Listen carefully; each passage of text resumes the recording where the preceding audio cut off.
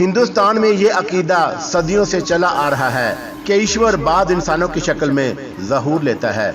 उसी अकीदे के मुताबिक श्री रामचंद्र, श्री कृष्ण और महात्मा बुद्ध को ईश्वर के अवतार समझा जाता है। हिंदुस्तान में मजहबी पेशवाओं को ईश्वर के अवतार समझकर उनकी मूर्तियों को भगवान के रूप में पूजा भी गया।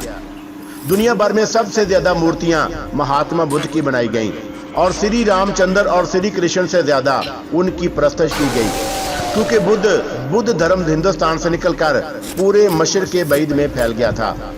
महात्मा बुद्ध देवताओं के कायल न थे, खुदा को एक मानते और निजात आखिरवी पर यकीन रखते थे। उन्होंने अपने मानने वालों को वसीयत की थी कि मरने के बाद उनके राख की पूजा ना की जाए, मगर यह हकीकत बड़ी दिलचस्प है कि दुनिया में सबसे ज्यादा पूजा उन्हीं की होती है। अचानक वो उठकर बैठ गए, मुझे पकड़कर गले से लगाया, माथा चूमा और पुरोहित गंजाल से मुखातब हुए। सुना तुमने, थारो कैशव मेरा बेटा है। ये बात मैं दादा से सुन चुका हूँ। उसने पालकी की तरफ इशारा किया और स्वरूप जी ने अपने अजल बदोश दादा सागर साहू जी को देखा, जो पालकी में बुत सा बना हमें तके जा रहा था।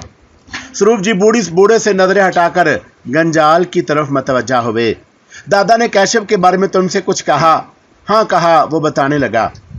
जब हम समझे कि आपके प्राण त्यागने का समय आ गया है और जीवन की सिर्फ चंद घड़ियां बाकी रह गई हैं, तब दादा ने कहा कि मैं सब लोगों को लेकर मंदिर से निकल जाऊं और कैशव भी साव पर परिवार की वसीयत सुनने के लिए आपके पास रह जाएं, क्योंकि यही आपके बाद सावगारी के वारिस है। दादा ने सच कहा है। गंजाल ने मेरी तरफ देखा, फिर स्वरूप जी से बोला, मैं इस चुनाव पर आपको धन्यवाद कहता हूं, मगर ये बात आपने मुझ से छुपाए रखी।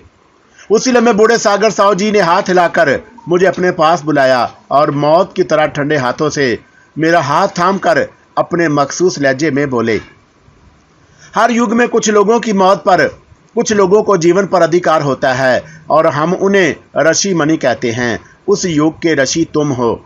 मैं पहले भी बता आया हूं कि एक तो बूढ़े का लहजा नाकाबिले फहम था, दूसरा वो कदीम आसामी ज़बान के मतरूक अल्फाज इस्तेमाल करता था जो आम लोगों की समझ में नहीं आते। उसकी यह बात भी मेरे स्वरूप जी और पुरोहित गंजाल के सिवा शायद ही किसी ने समझी हो। फिर उसने कहारों को पालकी उठाने का इशारा किया, क्योंकि वो अपनी कुटिया कोमज में वापस जाना चाहता था। सावगारी के गूंगे बख्शू ही उसके कहार थे और वही उसे कभी कभार नीचे लाते और यूं ले जाते थे। पालकी उठी तो मैंने देखा सिर्फ मदाया बख्शू साथ नहीं गया, बल्कि एक तरफ खड़ा हैरत से मुझे देखता रहा। यूं लगा कुछ कहना और कुछ बताना चाहता है। मैं उसकी तरफ तवज्जो देता, मगर नागहां मंदिर का समा बदल गया और वो खेल शुरू हुआ जिसकी शायद किसी को तवक्का ना थी। गूंगे कहार बूढ़े की पालकी उठाए मंदिर के दरवाजे की तरफ बढ़े तो स्वरूप जी और शायद पुरोहित गंजाल ने भी पहली बार कुछ अजनबी लोगों की सूरतें देखी जो मंदिर के स्टेज से बहुत परे नीम तारीख गोशी में खड़े थे। बूढ़े की पालकी दरवाजे से निकल गई तो स्वरूप जी ने उनकी तरफ हाथ उठाकर पूछा, कौन हैं ये लोग? मेरे साथ आए हैं, मैंने फौरन वजाहत की।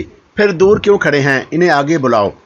उन्होंने खुद ही हाथ हिलाया और ज़रा ऊंची आवाज़ में, क्योंकि अब उनकी जिस्मानी ताकत कुछ बहाल हो चुकी थी। मेरे साथियों को आगे आने की दावत दी। काया पैंथा विशाल राय नीम तारीख गोशे से निकलकर आगे बढ़े। चांद, कालीनाथ और करीम वहीं खड़े रहे। काया और विशाल ने स्वरूप जी के पास आकर प्रणाम किया तो दियों की रोशनी में उनकी शक्लें बिल्कुल वाज़े हो गईं। पुरोहित गंजाल उन्हें देखकर बुरी तरह चौंका और इस तरह घबराकर खड़ा हो गया जैसे जंगल के बाग घर में घुस आए हों। मैंने उस पर इतना परेशान बदहवास पहले कभी नहीं देखा था। शायद स्वरूप जी ने उसकी बदहवासी पर तवज्जो नहीं दी और मुझसे कहने लगे, अपने साथियों की जान पहचान नहीं कराओगे? पुरोहित गंजाल ने पहचान लिया है उन्हें। गंजाल का रंग पीला पड़ गया, मगर किसी को नहीं पहचानता। आप उन्हें जानते नहीं, पहचानेंगे कैसे? शायद नाम सुने हों। स्वरूप जी कुछ चौंके, क्या नाम है इनके? मैंने कहा पैंथा की तरफ उंगली उठाई। ये बर्मा के शहर संग कालंग हकामती का जिम्मेदार और जल पिन्ना का बाप काया पैंथा है। काया पैंथा? उन्होंने बड़ी हैरत, बड़ी बेचैनी से पहलू बदला। मगर मैंने सुना था कि जल पिन्ना एक अनाथ लड़की है। उसके पिता का देहांत हुए 5 वर्ष हो गए। जिस आदमी को जीते जी गहरी कब्र में उतार दिया जाए वो लोगों के लिए मर जाता है, मगर काया पैंथा कब्र से निकल आया है और आपको बताएगा कि अभी उसका देहांत नहीं हुआ। काया पैंथा बोला, और मेरे मरने की खबर झूठ थी। मुझे कुछ लोगों ने अपना बंदी बना लिया था। स्वरूप जी फटी फटी आंखों से उसे देखते रहे। मैंने उनकी हैरत में कुछ और इजाफा कर दिया। पिछले दिनों जब मैं रंगामती से लौटा तो आपको दो औरतों की एक तस्वीर दिखाई थी। ये है वो तस्वीर। मैंने अपने जेब से तस्वीर निकालकर उनके हाथों में दे दी। उन दो औरतों में एक जलपिन्ना की मां चंद्रबाला है और तस्वीर की दूसरी औरत चंद्रबाला की सगी बहन और मेरी मां चाची मां कसमबाला है, जिसके नाम पर आपने रंगामती में एक मनी ऑर्डर भी भेजा था। इस इंकशाफ पर स्वरूप जी बिल्कुल बौखला से गए। तो जलपिन्ना तुम्हारी मौसी की बेटी हुई। इसी नाते मैं काया पैंथा को अपना मूसा कहता हूँ। आप खुद सोच सकते हैं, जब जलपिन्ना साहूगारी से निकाल दी गई मैं उसकी तलाश में दीवाना वार क्यों निकल गया, और वह हमारे परिवार की बिछड़ी आत्मा थी। स्वरूप जी गुमसुम हो गए। गंजाल का चेहरा धुआं धुआं सा नजर आने लगा और मैंने दूसरे साथी का तारफ कराया। ये है पूर्वी बंगाल के चुकमा कबीले का सरदार विशाल राय, भगवान नर्तकी के रूप का तारा का भाई, जिसने 8 वर्ष पहले रामघाट के जंगल में आपके पिता मंगल साहु को दाव से घायल कर दिया था। विशाल राय का नाम सुनकर स्वरूप जी उछल कर खड़े हो गए और मुझसे बोले, तुमने कहा था विशाल राय मर चुका है। विशाल राय उसी दिन मर गया था जिस दिन उसकी बहन को अगवा कर लिया गया, मगर रामघाट के जंगल में आधा विशाल राय जी उठा था और मरा हुआ आधा विशाल राय पुरोहित गंजाल में भटकता रहा। गंजाल की आंखों से खौफ झांकने लगा। स्वरूप जी दम बखुद रह गए। क्या तुम विशाल राय को पिताजी के खून का दोषी नहीं मानते? नहीं, मैंने जवाब दिया। मेरे नज़दीक किसी जवान लड़की को उसकी मर्जी के बगैर भगा लाना कत्ल के जुर्म से कम नहीं। मगर ये तो जानते हो कि विशाल राय ने कानून को अपने हाथ में लिया था। कानून उन लोगों के लिए है जो कानून की दुनिया में रहते हैं, और जो लोग कानून की दुनिया से दूर हों उन पर ईश्वर भगवान खुदा के कानून की हद लगाई जाएगी। और ईश्वर के कानून में हर जुर्म की सज़ा, हर पाप का बदला है। आँख के बदले आँख और जान के बदले जान, ताकि न्याय हो। 10 वर्ष पहले रूप तारा को अगवा करके साओगारी लाया गया। यहाँ वो हब्से बेजा में रखी गई। ईश्वर का कानून विशाल राय को अधिकार देता है कि उस अत्याचार का बदला ले। स्वरूप जी ने अपना सर पकड़ लिया, परेशान हो गए। अगर तुम कहते हो तो ऐसा ही होगा, मगर जिस तरह विशाल राय को अपनी बहन का दुख है उसी तरह मैं अपने बाप के लिए दुखी हूँ। अचानक विशाल राय बोल पड़ा, स्वरूप जी मेरा तुम्हारा कोई झगड़ा नहीं, क्योंकि केशव बाबू ने मेरे को बोल दिया था तुम्हारे से झगड़ा नहीं करना। जिस तरह तुम केशव को अपना बेटा बोलते हो, इसी तरह ये अपना और काया पैंथा का बेटा है। अगर मैं कुछ गलत बोल जाऊं तो मेरे को क्षमा कर दो, क्योंकि अपन कायदे कानून के बात जरा थोड़ी जानता है। बस तुम गंजाल के झगड़े में नहीं पड़ो। स्वरूप जी ने विशाल राय की बातें सुनी तो ना जाने किस सोच में पड़ गए। मैंने देखा कि उसी असना में कालीनाथ और करीम नीम तारीख गोशे से निकले और सतूनों की ओट में दबे पांव चलते बड़ी होशियारी से मंदिर के अकबी दरवाजे पर पहुंच गए, ताकि गंजाल उधर से भाग ना सके। सब लोगों का ध्यान हमारी तरफ था, इसलिए किसी ने उन पर तवज्जो ना दी। मौत आदमी के रूप में गंजाल से कुछ और करीब हो गई और स्वरूप जी विशाल राय से पूछ रहे थे, क्या तुम गंजाल से झगड़ा करने आए हो? झगड़ा करने नहीं, न्याय करने आया हूँ। क्या अपने को न्याय भी नहीं करने दोगे? मतलब क्या है तुम्हारा? जो कुछ बोल दिया है वही मेरा मतलब है। गंजाल मेरा दोषी है, मेरे दोषी को मेरे को दे दो। और तुम्हारे से अपना दोषी इसलिए मांगा है कि तुम साओगारी के वारिस हो, मालिक हो। उन्होंने दो टोक जवाब दिया, मैं साओगारी का वारिस होने के नाते ऐसा नहीं कर सकता, क्योंकि यह झगड़ा तुम्हारा और गंजाल का नहीं, साओगारी का है। झगड़ा किसी का हो, अपने को दोषी से मतलब है। मगर साओगारी की दुनिया में किसी ग्रहणदाता लड़की को भगवान की नर्तकी बना देना कोई दोष नहीं। स्वरूप जी किस बात ने मुझे विशाल राय सबको हैरान कर दिया। विशाल तो बिल्कुल भुंचका सा रह गया। अब ये भी बोल दो कि तुम इस दोष को दोष क्यों नहीं मानते? इसलिए कि ग्रहणदाता लड़की साओगारी की ज़रूरत और नाच पूजा सौ परिवार का धर्म है। विशाल राय गुस्से में फट पड़ा।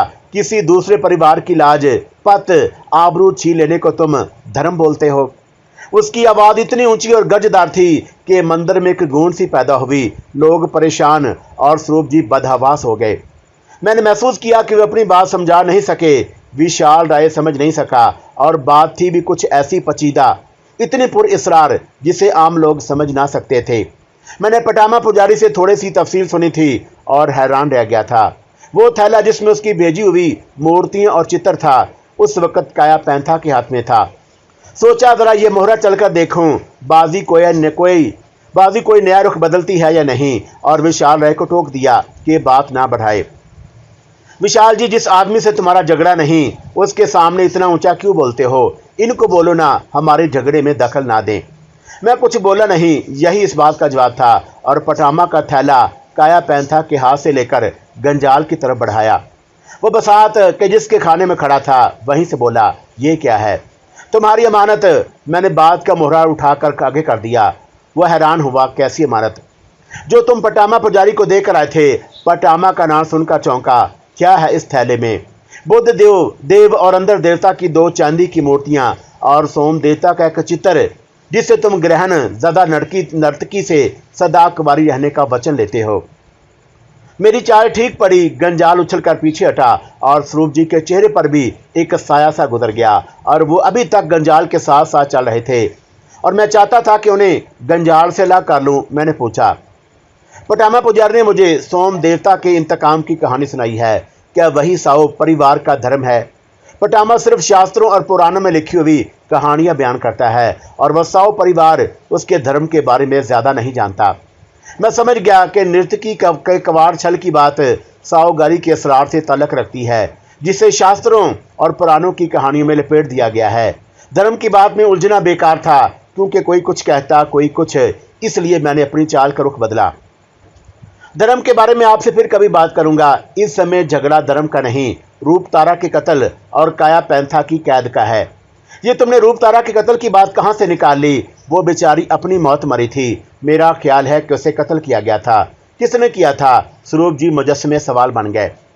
मैंने मदाय बख्शू को अपने करीब बुलाया और भगवान बुद्ध की सौगंध देकर पूछा, बताओ रूप तारा कैसे मरी थी? गूंगा मदाया एक पल खामोश रहा, फिर हाथ के इशारे, आवाज़ के उतार चढ़ाव और फर्श पर उंगली से कोई लफ्ज़ लिख कर बताने लगा, और उसने जो कुछ बताया वो इस तरह था। जब से रूप तारा नाच भक्ति का चिल्ला काट कर आई थी, बुझी रहती, एक दिन मुझसे बोली, तुमने मुझे वचन दिया था कि पूरा करोगे। वो चाहती थी कि मैं उसे साओगारी से निकाल कर पूर्वी बंगाल पहुंचा दूं और खुद भी उसके साथ चलूं। बस मैंने हामी भर ली। उसी रात पुरोहित गंजाल एक कटोरे में दवा लेकर मेरे पास आया और हुक्म दिया, ये दवा रूप तारा को पिला दो, क्योंकि वह किसी दूसरे के हाथ से दवा नहीं पिएगी। मैंने पूछा, क्या है ये? सोमरस। गंजाल ने बताया, रूप तारा ठीक नहीं और कल नाच पूजा का दिन है। सोमरस पी लेगी तो मंदिर में नाच सकेगी। रूप तारा मुझ पर विश्वास करती थी। मेरे कहने पर उसने सोमरस पी लिया और गहरी नींद सो गई।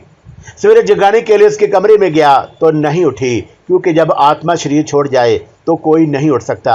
वो मर चुकी थी। मैं गंजाल की तरफ भागा और दोष लगाया कि उसने रूप तारा की जान ले ली। गंजाल बोला, रूप तारा सोम देवता की भीड़ चढ़ गई, क्योंकि वो यहाँ से भाग जाना चाहती थी। मैं तड़प उठा, ये अत्याचार है और मैं स्वरूप जी को बताऊंगा।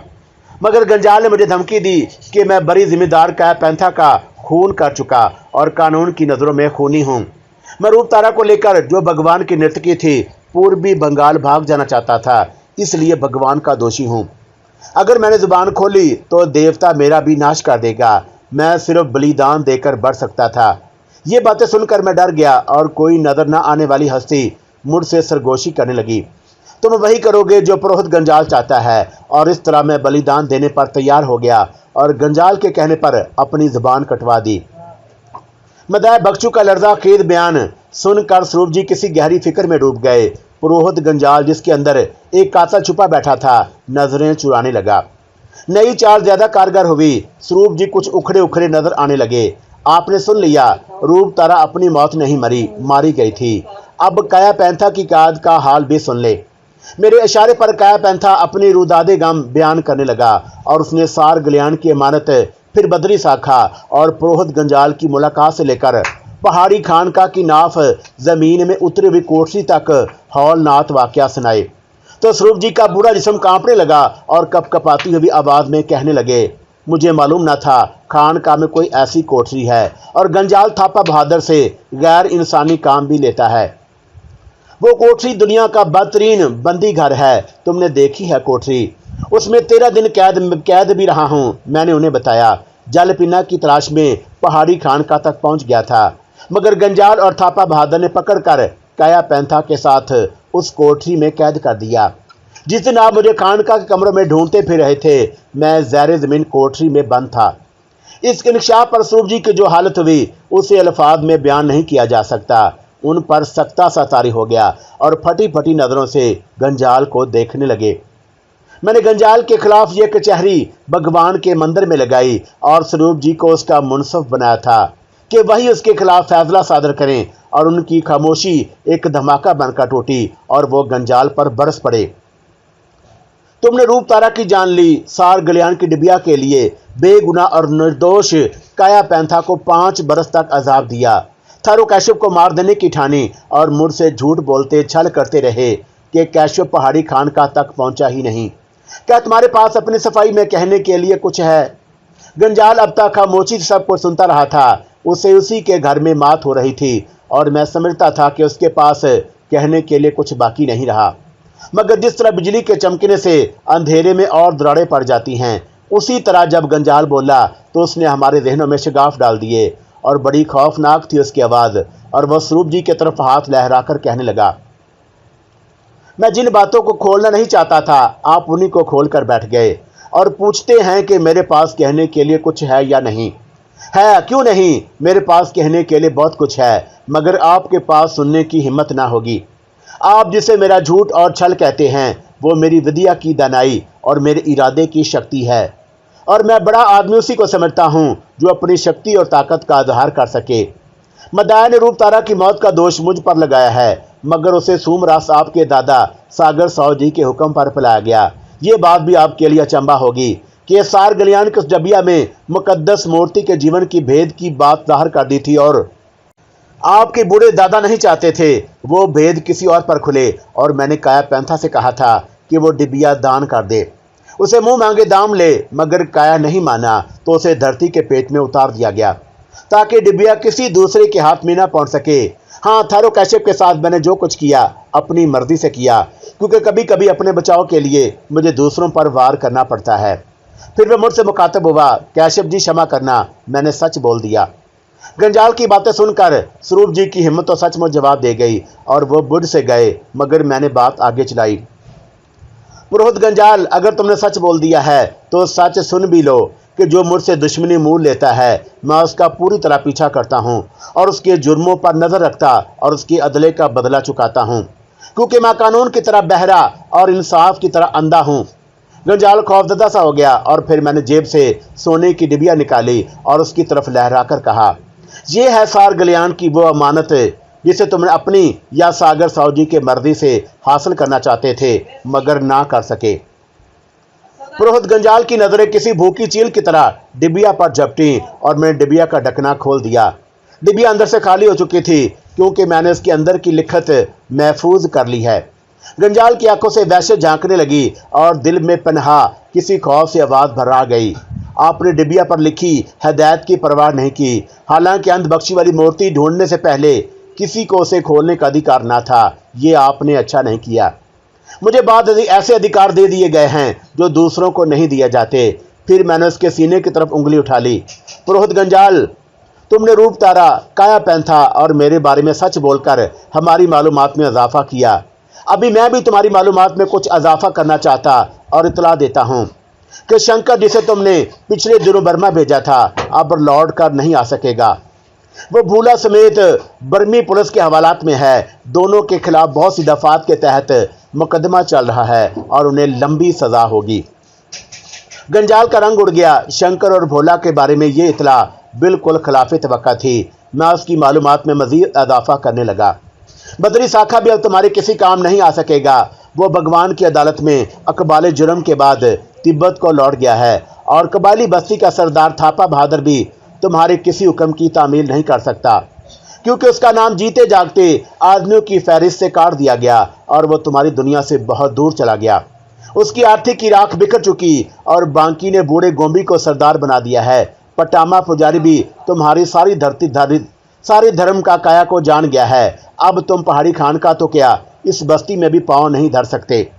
पटामा ने तुम्हारी इमानत में लौटा दी और यह संदेश भेजा है कि वो तुम्हारे अंजाम में शरीक होना नहीं चाहता। मुझे विश्वास है कि ये सारी बातें जान लेने के बाद समझ जाओगे कि मुझसे दुश्मनी मोड़ लेकर तुमने अपने बचाव के सारे रास्ते बंद कर लिए।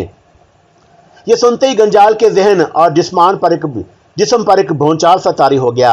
मालूम होता था कि अंदर बाहर से टूट फूट का ढेर हो जाएगा, मगर फौरन ही उसने खुद को संभाला और गुस्से में भड़क कर बोला, कैशव जी, आप खुश हैं कि आपने मेरे सारे पत्ते बखेर दिए, सारे रास्ते बंद कर दिए, मगर एक रास्ता ऐसा भी है जिसे कोई बंद नहीं कर सकता। अब मेरा आपका सामना उसी रास्ते पर होगा और मैं देखूंगा आप कितने शक्तिमान हैं और आपको क्या क्या अधिकार दे दिए गए हैं। ये कहकर उसने अपनी गिरवी चादर को झटका दिया, बड़े जोश के साथ पलटा और तेजी से अकबी दरवाजे की तरफ बढ़ा, मगर 4-5 कदम चलकर ठटका और फौरन झटके से 1-2 कदम पीछे हटा। सामने कालीनाथ और करीम की कुल्हाड़ियों के फल चमक रहे थे। दोनों मंदिर का अकबी रास्ता रोके खड़े थे। विशाल राय ने पीछे से आवाज दी, पुरोहित गंजाल, मैंने तेरे को बोल दिया था कि तू मेरा दोषी है और आज मेरे बदले का दिन है। आज तेरे को भागने का कोई रास्ता नहीं मिलेगा। चुप रहो। और उसने विशाल राय को हकारत से झड़क दिया और अपनी नजरें कालीनाथ और करीम पर टिका दी। उसकी आंखें अपने पुरइसरार भाषा बोलने लगी, पर अपना हाथ बढ़ाकर वो खुद भी बड़ी पुरहैबत पुररोब आवाज में बोला, अपनी कुल्हाड़ियां फेंक दो, रास्ता दो, ये मैं कहता हूं। दूसरे लम्हे कालीनाथ और कलीम कुल्हाड़ियां फेंक कर दरवाजे से हट गए। ये एक हैरत अंगेज और नाकाबिले यकीन बात हुई थी जिसने सबको दमबखुद कर दिया। विशाल राय बुखला गया और काया पैंथा ने घबराकर अपने बर्मी किसान को आवाज दी, चांद, शिकार निकल ना जाए। चांद करीम और कालीनाथ से थोड़े फासले पर एक तरफ खड़ा था। ना जाने उसने बंदूक कब निकाल ली थी। काया पैंथा की आवाज सुनते ही नाल सीधी कर दी और उसी लम्हे गंजाल उसकी तरफ हाथ बढ़ाकर गरजा, चांद, तुम बंदूक नहीं चलाओगे, तुम बंदूक नहीं चलाओगे, ये मैं कहता हूं, पीछे हट जाओ। उसकी आवाज का शोला चांद के आवाज पर लपका। चांद ने बंदूक नहीं चलाई, पीछे हटा और सर पकड़कर बैठ गया। मालूम होता था कि उसके दिमाग को जबरदस्त झटका लगा है। अभी हम गुंजाल की पुरइसरार ताकत के शोबे से समझ ना पाए थे कि वह बड़ी तेजी के साथ लपकता झपकता अकबी दरवाजे से निकल गया।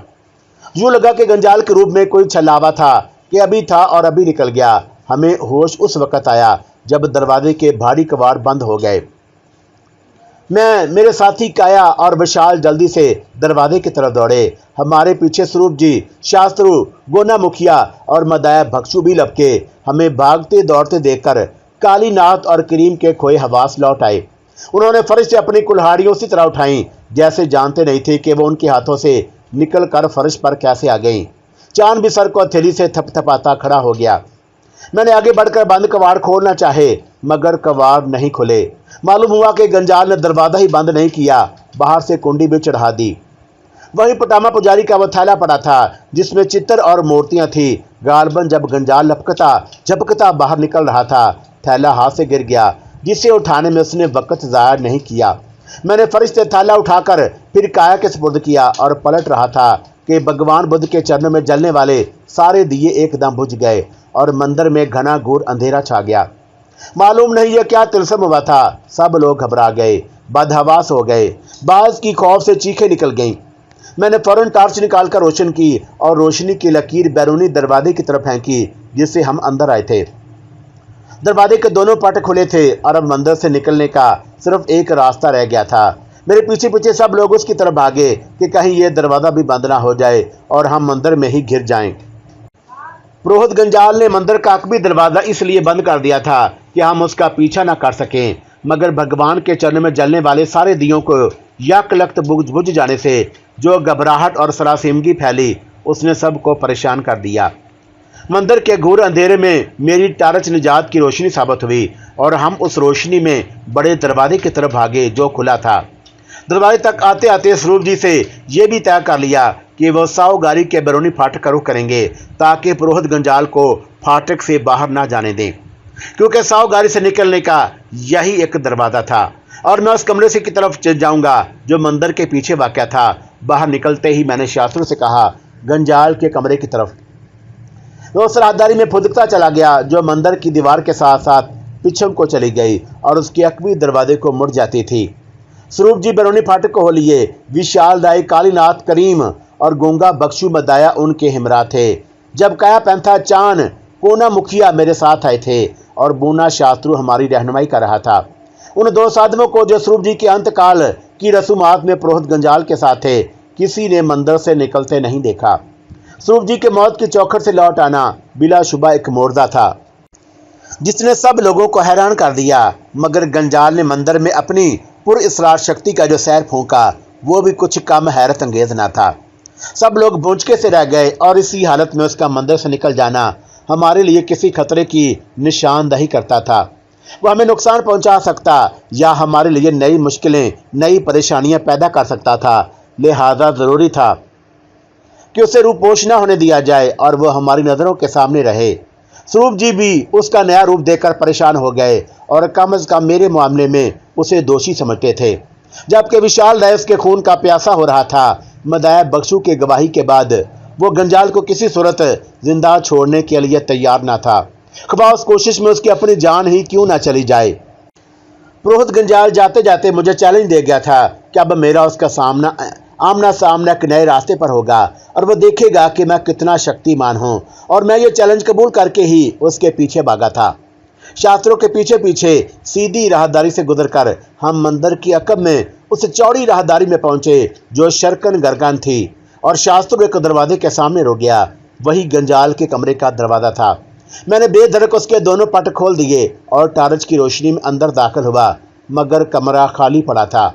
वहां कोई नहीं था। शायद गंजाल छुप गया था या कहीं बैठकर हम पर हमले की तैयारी कर रहा था। राहदारी में दोनों जानब जितने कमरे थे सब एक एक करके देख लिए, वो कहीं भी नहीं मिला और हम हैरान थे कि कहाँ गया, क्योंकि मंदिर की अकबी राहदारी जिसमें गंजाल का कमरा था दूसरी तरफ से बंद थी और इधर से निकल जाने का सवाल ही पैदा नहीं होता था। हम कमरों हुजरों की छानबीन के बाद तेजी से पलटे। मेरा ख्याल था कि इस समय जब हम मंदिर का अकबी दरवाज़ा बंद देखकर परेशान हो रहे थे, गंजाल बरौनी फाटक की तरफ निकल गया था। शायद स्वरूप जी ने उसे जा लिया हो। यही सोचकर हम पलटे और मंदिर की दीवार के साथ साथ भागते उस गुलाम गर्दश में आ गए जो कोड की तरह सावगारी के वसीओ अरीद पार्क या सेन के चारों तरफ फैली थी। उसी में स्वरूप जी भी फाटक से लौटकर पूर्वी गुलाम गर्दश में आते दिखाई दिए। हम लपक कर उनके पास पहुंचे। गंजाल उन्हें भी नहीं मिला था। स्वरूप जी ने बताया कि चौकीदार कहता है तुम्हारे आने के बाद शाम को उसने फाटक बंद कर दिया था और तब से ना कोई बाहर से अंदर आया ना कोई अंदर से बाहर गया। गंजाल फाटक से बाहर नहीं निकला, वो अंदर भी नहीं, और हमने उसका कमरा, उसके आसपास के सब कमरे छान मारे, मगर उसका खोज नहीं मिला। फिर कहाँ चला गया? अचानक शास्त्रों को कुछ याद आया। सरगोशी के लहजे में बोला, प्रभु बौली को भूल गए हो क्या? बौली का नाम सुनते ही ख्याल आया कि अगर गंजाल को सावगारी से बाहर जाना है तो उसी रास्ते से जाएगा, और मैं शास्त्रों को अपने साथ घसीटता गुलाम गर्दश में भागने लगा। सब लोग वहीं हैरानों परेशान खड़े हमें देखते रह गए। बौली तक पहुंचने के लिए शास्त्रों ने वो रास्ता छोड़ दिया जो दूसरी मंजिल की भूल बलियों से गुजरकर शुमाली सेहन में उतरता था और समहल की तरफ हो लिया, जहां गोना मुखिया का परिवार और सावगारी के पुराने बासी रहते थे।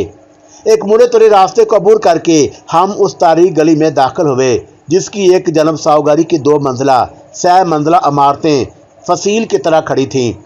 दूसरी तरफ बस्ती नुमा आबादी के मकानों की दीवारें उठी थी। उनके बीच वो गली थी जिसे पार करके हम शुमाली सेहन में पहुंचे और बौली की सिमत लपके जिसे चुभी तख्तों से ढांप दिया गया। तारज की रोशनी में उन तख्तों को देखा तो लगता था किसी ने उन्हें छुआ भी नहीं। शास्त्र निराश लहजे में बोला, मैंने सोचा था कि शायद गंजाल उस रास्ते से भागा होगा, मगर वो इधर नहीं आया। 1 महीने पहले जब आप यहाँ से निकले ये तख्ते मैंने उसी तरतीब से रखे थे जिस तरह पड़े हैं। चलो एक नज़र बौली के अंदर भी देख लेते हैं। बेकार है प्रभु, जब तख्ते उठाए ही नहीं गए तो कोई नीचे कैसे उतर सकता है? शास्त्रों की बात माकूल थी, फिर भी मैंने कहा, इधर आ ही गए हैं तो देख लेने में क्या हर्ज है? आप कहते हैं तो यह भी सही।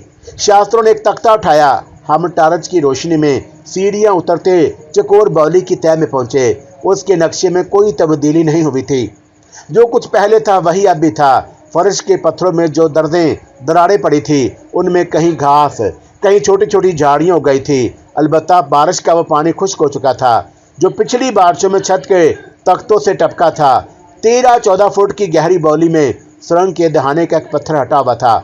जो ही मैंने उस दहाने में झांका, एक जबरदस्त फूंकार ने मेरा स्वागत किया और मैं उछलकर पीछे हटा। दहाने से 5 गज दूर सुरंग में एक बहुत बड़ा चकतबर सांप फर्श से कोई 4 फुट ऊपर सर उठाए, फन फैलाए झूम रहा था। शास्त्र भी उसे देखकर हैरान रह गया।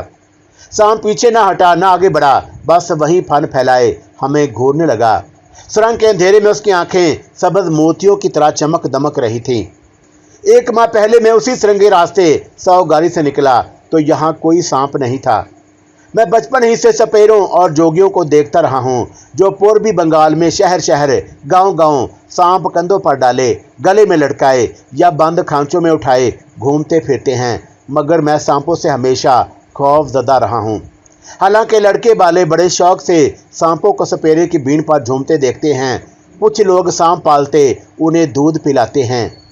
हिंदू सांपों को पूजते भी हैं। सावन की 5वीं तारीख को नाग पंचमी का त्यौहार भी होता है, जिसमें नाग देवता की बाकायदा पूजा की जाती है और उस समय दूध के कटोरे रखे जाते हैं।